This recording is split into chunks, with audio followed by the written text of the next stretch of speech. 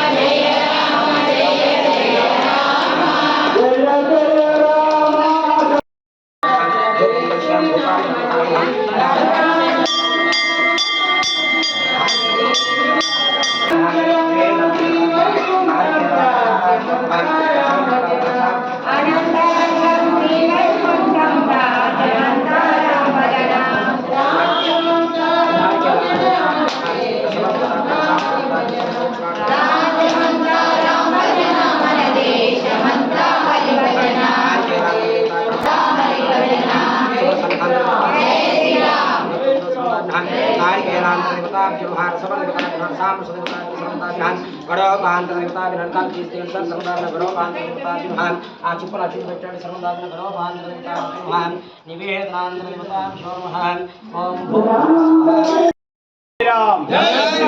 జై శ్రీరామ్ జై శ్రీరామ్ జై